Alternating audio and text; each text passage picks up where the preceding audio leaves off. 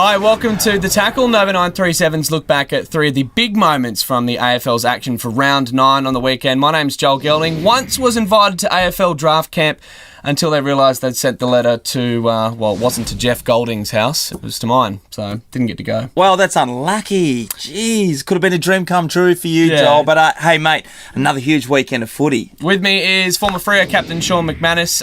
Mate, was a great weekend. We'll start things off with Sydney and Collingwood Friday night. I think a lot of people, including me, thought Collingwood were looking the goods after beating Geelong, but wasn't the case. No, they've been up and down all year, really. I don't think Nathan Buckley has got this team purring the way Mick Moldhouse has had in the past, to be perfectly honest. Can they still be a force? I don't think so. No? Yeah, that's kind of fading away, isn't it? What we did see was the Sydney Swans, with Adam Goodes leading from the front, a huge amount of Dream Team points and a best on ground performance. I think he had about 100 touches, but he kind of wound the clock back, Goodsy. Yeah, he did. I think he's been, he hasn't been anywhere near this form in recent times, to be perfectly honest. Clearly he got himself up for the Indigenous round where he dominated, and he was a great role model for the rest of the guys coming in this week. And we know what happened after the game. We won't get into that because it's received a huge amount of media coverage already. But I think the way the scandal was handled by Adam Goodes, the AFL, and even guys like Eddie Maguire was pretty good, don't you reckon? Yeah, they did a great job.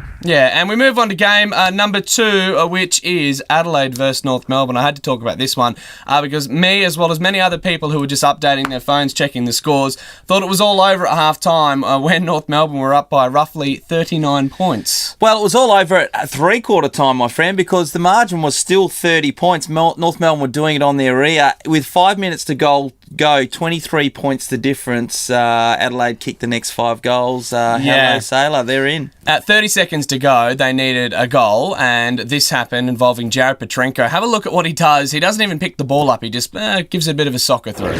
Big leap out there, Goldstein. Jenkins a half chance, taken down. Kerridge, the unlikely hero.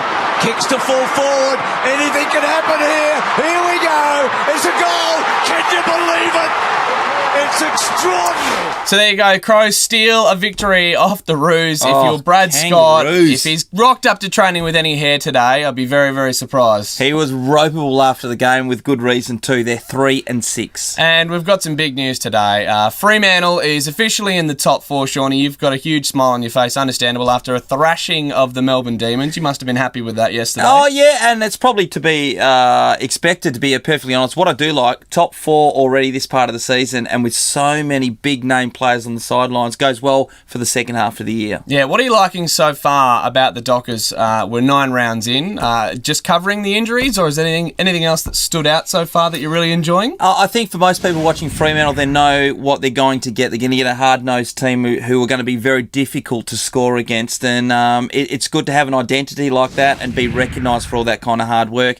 I did think Melbourne were horrendous yesterday. Yeah. I think Mark Neal will be sacked in the next couple of weeks. Oh, okay. You heard it first here in the Tackle, and we'll finish things off here with a bit of a wager. We don't normally do those here on the Tackle, but not without our good sponsor, Sporting Bet. Gillard is going to be giving you a call, mate. Be careful. 1-300 Sporting Bet. Be careful. We don't have Tom Waterhouse on the show, but no, this weekend, your boys, the Dockers, take on my team, boys, the Crows, in Adelaide.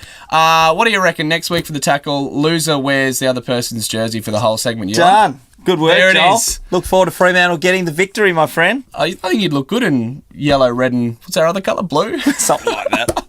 I look horrible in purple, so let's hope that goes my way. Let's finish things off, though, with Dream Team results. I know you love a good old-fashioned Dream Team. Shawnee, why don't you take a look at the top 5 players from round 9? Yeah, interesting enough, Michael Barlow was the main contender here. He topped the pops there. He dominated with Freo's win. Plus, he scored goals, and that was the difference in getting points. Adam Goodes comes in at number 2. Yep. And my mates bought in Stevie J because we knew that he was going to play in the midfield for Geelong on the weekend against Port Adelaide, and he killed it. He was a good captain to have during the week. I heard a sneaky comment from a commentator, could have been Dennis Cometti, say that he's a chance for the Brownlow. They're probably not wrong. He's had about 4 best-ons this year so far, I think. Yeah, well, that's the difference too, by the way. He's playing inside the midfield. We know Brownlow medal's generally a midfielder's medal, and he's been terrific so far this year. And no Ablett in there, because he's my Dream Team captain. No. Damn it. Stanton and Boyd make up the top 5. Well, that's it for the Tackle this week. It'll be interesting to see whose jersey will be worn next week during it. I'm having a feeling it'll be your Crows one, but we'll wait and see.